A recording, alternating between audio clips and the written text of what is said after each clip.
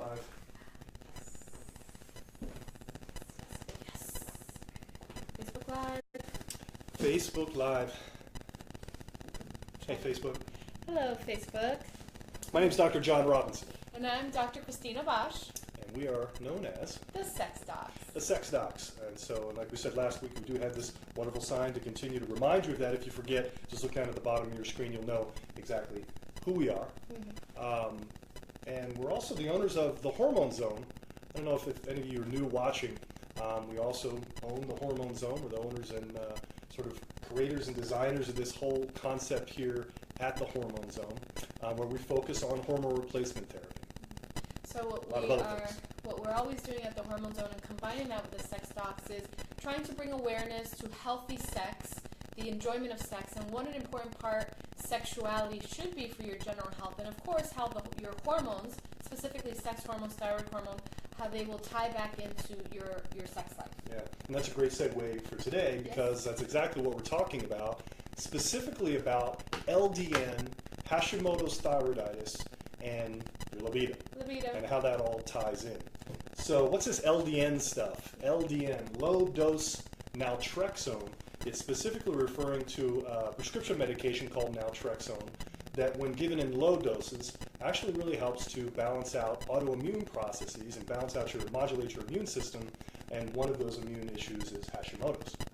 So when you're done listening to our segment, you go out there and you start researching a little bit on your own. Please make sure that your research is specific to the concept of low dose naltrexone, not just naltrexone.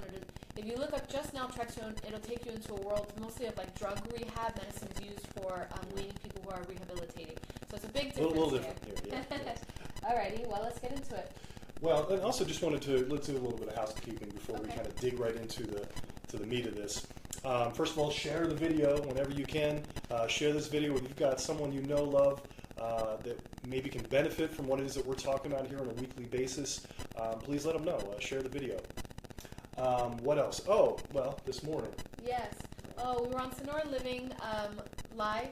That was called Sonora Living. Yeah. Yes. I think it's called Sonora. Oh, that's okay. That's But we were live. We were live on Sonora Living with Susan. It was such a pleasure. We had a really good time with her. First time we interviewed with her. And we spoke about incontinence and treatments for incontinence, specifically the O-shot, which we referenced in our 2 weeks ago. In our Facebook Live session about 2 weeks ago. So that was great. Please go ahead and check that out. What else?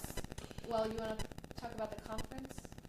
Yeah, okay. So one of the big reasons why we're talking about LDN today, Dr. Bosch and I, Christina and I, will be attending the LDN Research Trust annual conference. It'll be in Portland.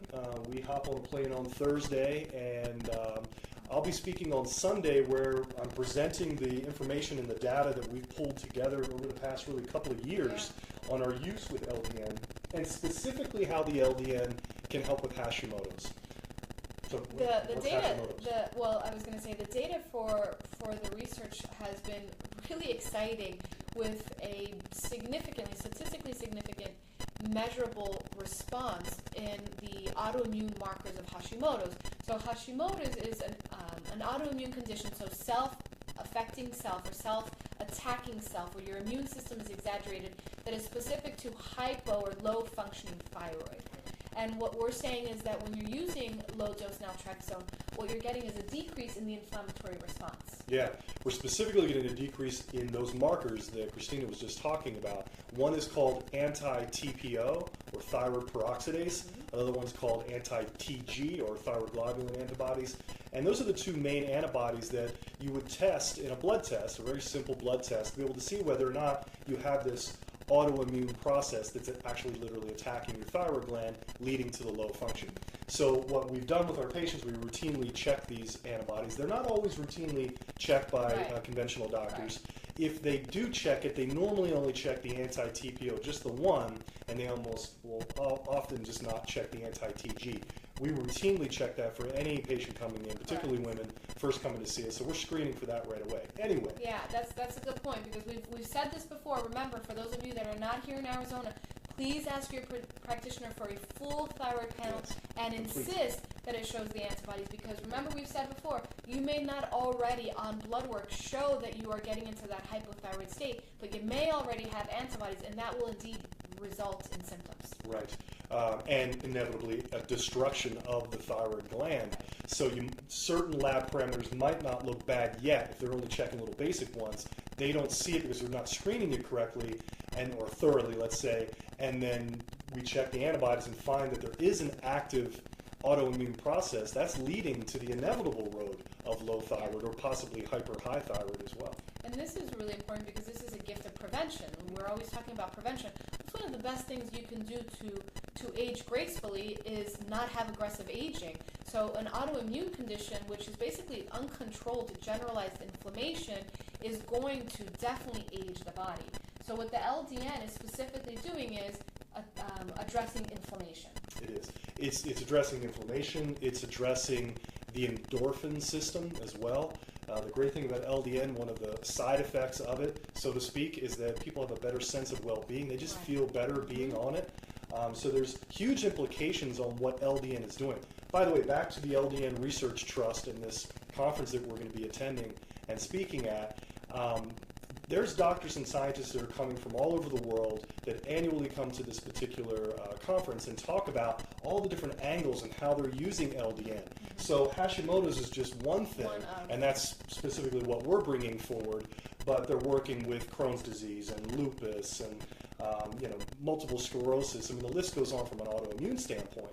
But what we're also seeing is this help with things like autism, psychiatric conditions, bariatric settings. That means helping people to lose weight. So we're giving us all these different angles, and LDN really has this wonderful, almost shotgun approach to be able to help with all of these things with virtually no side effects.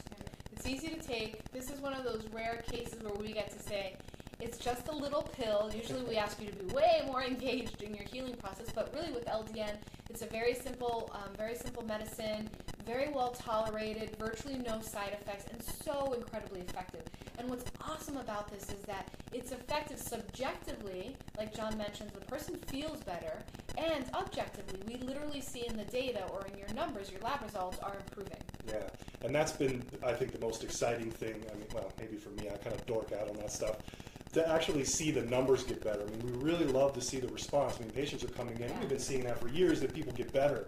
But it's really nice to put together the numbers and really show that. So we've got a really nice PowerPoint presentation that we'll be presenting this coming weekend. And it shows that we've got, maybe anywhere between a 30 to 70% decrease in these antibodies that cause the Hashimoto's.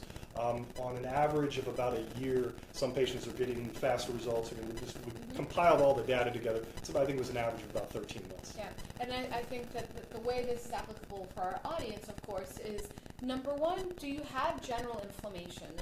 And is that general inflammation then attributed to a specific autoimmune condition? If so, then do a little bit of research and present it to your physician, again, assuming that we're not available to help.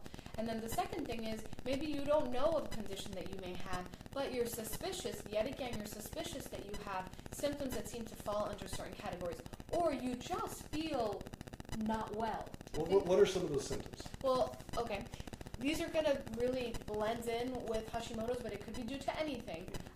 Difficulty losing weight, stamina, mental and emotional energy, meaning do you have good memory? Do you have clear cognitive function? Physical energy, do you have the stamina to go out and about and do the things that you'd like to do? This is not a case where you wake up at 6 a.m., come home at 6, rush around the house, go to bed at 9, and you're exhausted. That would just be the effects of the day.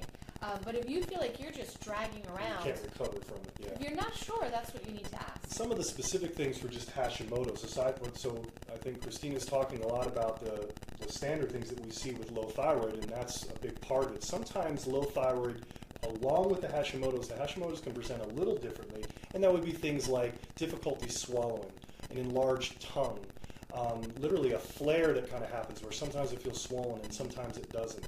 Or on an ultrasound or a thermogram, another test that we do here, part of our thyroid system, that can show changes in the actual thyroid gland itself. So there's an active inflammatory process that's happening. It's localized. It's localized right to the thyroid, and you can feel that. And especially that Hashimoto's flare where you have those ups and downs, that can be horrible. And a lot of people may not know that that's what they're experiencing, especially that difficulty swallowing. A lot of people don't realize that that may be a thyroid-related symptom. It's something that they deal with all the time. I have to clear my throat when I eat. Well, perhaps that's a symptom, yes? Yeah, for sure. And so that's where the blood test comes into play. So we really want to encourage this. If anybody thinks they have those issues, if you think you have any kind of a thyroid issue, get checked out. Definitely get those antibodies checked. And if they tell you, whoever you might get checked, not us, because we won't tell you this, but if anybody else checks it and says, well, that's Hashimoto's, there's really not much you can do about that, it's just not true. It's one of the big things that we were really attempting to begin to have, it's a perspective study, observational really, what we did here internally, but it starts that process of really showing that there is something that's happening with this medication that's pretty profound in helping this Hashimoto's process. Well, then let's move more specifically to libido. Okay. Right? So low libido is a very common symptom. You've heard us talk about low libido pretty much in every video. And you also always hear us say... You seem very quick to want to get to the libido. We're ready for that. Let's get to the libido. Let's talk about sex. Baby. Okay, yeah. I'm sorry, I interrupted. Yes, you did. You definitely did. I was talking about libido. You were lost at that moment. Go. Let me just segue for a moment, because now that you distracted me, I'm distracted. John and I were discussing how the topic for next week is related to sleep and sleep hygiene. And then we were saying how a lot of times patients say that they rather sleep more than lose 10 to 15 minutes of sex because of a quickie. And I was saying, well, I think that if you wake up in the middle of the night and you can't sleep, the best thing you can do is wake up your partner, make sure they also are not sleeping, and have a quickie. Absolutely. And you'll see how that puts you right to bed. Yes. Right to bed. Instant, medicine. That's a good point. So we'll talk about that next libido. week. By the way, that'll be libido and sleep hygiene next week. But libido and LDN. Well, is this artisans already then? Am I stealing some scientific thunder? No, I can always, I'm always into science, so I'll say something if it comes to my brain. Okay. But no, let's get into it. I think it's important. The artisans of sex. So what she's saying there, reminding everyone, if you're new to watching, the artisans of sex is this idea of bringing together the art and the science of any given subject. Our subject just happens to be sex. Yes. So. Well, then I'm gonna actually let you do it. Tell us about what studies have shown about libido and LDN and autoimmune. So here's the thing about autoimmune. Let's back up one little step, and this will help to describe it and explain it. An autoimmune process can happen in any tissue, in any disease process practically. Really we're to the point now where maybe over 90-95% of all diseases in one way or another are coming back to having some autoimmune issue. So that includes the tissue in your brain. Your brain can be affected by these autobodies or autoantibodies. And so, yes? I would just like to mention that with autoimmune conditions, they're usually only discovered if everything fits perfectly into a category of lupus or Hashimoto's or MS, rheumatoid arthritis. But not everybody fits into those categories, right? Sometimes people just have generalized autoimmune inflammation, and it's not disease specific. Yeah, or that the certain markers they're looking for rheumatoid arthritis or lupus or whatever don't always show up. It kind of looks like it, and they're also looking for this one particular marker, doesn't always show up perfectly. Same thing with the Hashimoto's. So we can treat the system, treating the immune system, and that's really what we're doing here. And by the way, since she said that, where there's one autoimmune condition, often another one or several lurk. Yeah. So what were we talking about before? So last week I was clearly on too much caffeine. I think this week I didn't get enough. Sorry. What was I saying? We were talking about libido and autoimmunity, specifically LDN. Why is LDN useful for low libido? Why is it? Because, again, if an autoimmune process can occur in the brain, and LDN has this capacity to help with almost any autoimmune condition, therefore it can help with what might be going on. This is why a lot of psychiatrists are using LDN, because there's also an endorphin, enkephalin kind of modulation, just these fancy little neurochemicals to help stabilize out mood. So that's why they're using in those settings. So if it's affecting the brain, it can affect what's the processes of what's going on with libido. And libido, meaning the psychological desire and drive to want to have sex, that starts in the brain. Right. It starts in a part in your brain called the amygdala. And we talked about that a little bit because we've got some things to be able to help stimulate that too. So anyway, LDN has this capacity to be able to help with that. And there's a Dr. Mark Schuckman out of Chicago who also works quite a bit with that and has written about this idea of working with his patients from a psychiatric standpoint and helping with libido through an indirect way using LDN. Yeah. So if we're thinking about libido and low desire, then that falls under the category of something called sexual dysfunction, which happens to both men and women, although more common in females, and is not culture specific. Sexual dysfunction is seen all over the world. There may be culturally specific trends within sexual dysfunction, but sexual dysfunction is seen globally. So if we're gonna think then about the artistic aspect of low dose naltrexone and its effects on libido, then it's a very important time to mention sexual dysfunction, because studies show that sexual dysfunction can be treated with medicines like Viagra, and this is true again for men and for women, and that will indeed result in improvement of sensitivity in the genitalia and improved quality of the orgasm. It does not, however, address the notion of getting the desire there. That's starting at the brain level. Starting at the brain level. And this is what's important there. When we are talking about sexual dysfunction, and here we're specifically talking about low desire, then we have to understand that this is not just an anatomical issue. You can have interventions that address the anatomy. You can have even things like OCHOP that are going to stimulate sensitivity to the genitalia. But if you're not addressing the underlying issues that led to that, specifically the brain function, then it is very difficult for that person to free themselves from anxiety or depression or discomfort because they're inflamed. And when you're using something like LDN, you are bringing it back to a holistic approach.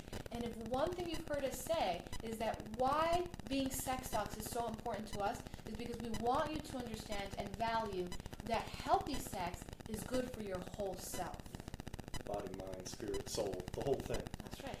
So, back to what you were saying too, if you have Hashimoto's, if you have this autoimmune condition, you have low thyroid, you also just simply don't want to have sex. So I think sort of part about this is just that simple fact. If you have hormonal deficiencies just in general, you come back to the malaise and that fatigue we were talking about earlier, if you don't have any energy, you don't want to expend any extra energy in having sex. So part of what we're doing here comprehensively is helping with the autoimmune process, perhaps how the LDN is actually affecting the brain, but then if we're balancing out the entire system, even looking at nutritional things, it certainly can lead into Hashimoto's. And we're looking at the whole thing, then I guess everybody wants to have more sex. It's a wonderful way of exercise. Yes, this is true. We've talked about that. Well, here's what we know for sure. Hormones are sexy. LDN is sexy. Here. I'm going to say this real quick before we go. LDNresearchtrust.org. LDNresearchtrust.org. Highly recommend checking that out. You'll be able to go and see all the different doctors and scientists, pharmacists that come, and you can follow along. I believe you can get the information later after the conference. It's this weekend, September 22nd through the 24th. I'll specifically be speaking on the 24th, presenting our data. So check it out. I think it's really worth it, and LDN is a really excellent way to help with your health, and if you think you have Hashimoto's. Yes, indeed. And then, of course, please always remember we're here for support and guidance, and, of course, to provide you with more comprehensive treatment options. Yeah, come in and see us, and we'll see what we can figure out for you. Next week, again, we'll be talking about libido and sleep, and sex and libido. Sex. Together, sex. See you next week. Thank you. Bye-bye.